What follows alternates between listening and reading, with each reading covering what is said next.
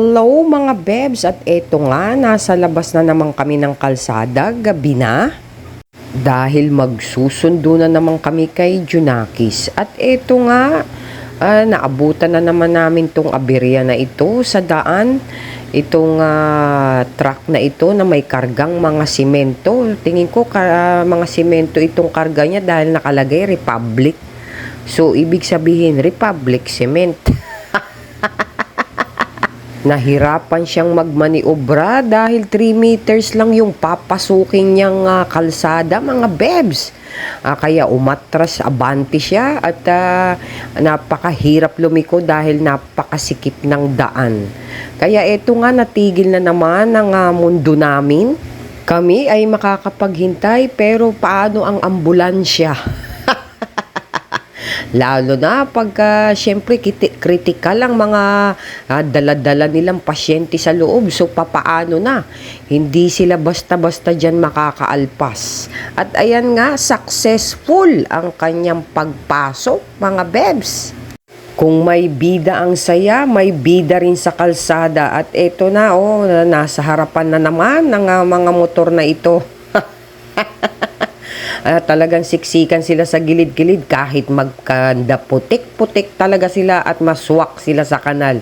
Sige lang, go, go, go, go! Mauna man kayo ay magkikita-kita pa rin tayo sa another stoplight.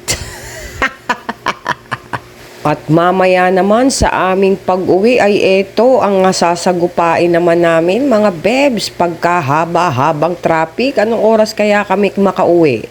1:00 na.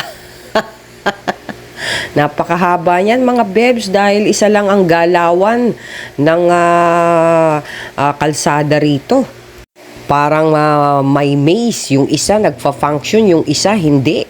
So para kaming sigsag dito, mga bebs, pagbalik namin ng pauwi. Sa araw-araw, ganyan ang design ng kalsada namin dito. Dahil nga ay nilalagyan naman ng simento.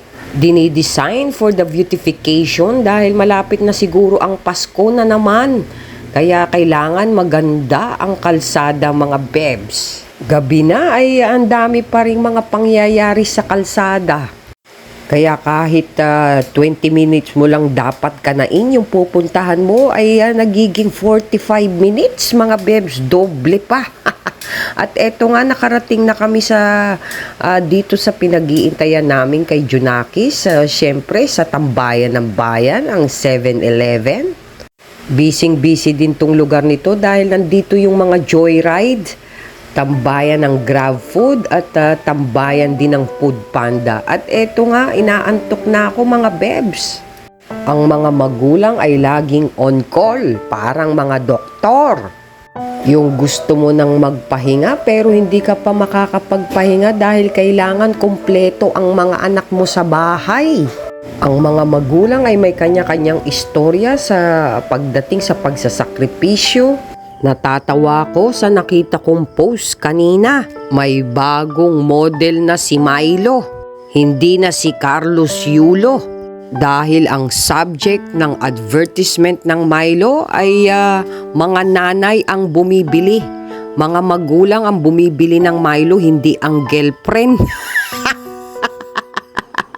Abay, may punto nga naman si Milo. Naalala ko pa nga noon ang kanta niyan. It's a great start for a new beginning. So, ibig sabihin yun, nagsisimula ka pa lang, nanay na ang kasama mo, ang mga magulang mo na. Hindi ang girlfriend. So, yun lang, mga bebs, at good night sa inyong lahat at sumainyo ang kapayapaan ng gabi. Good vibes!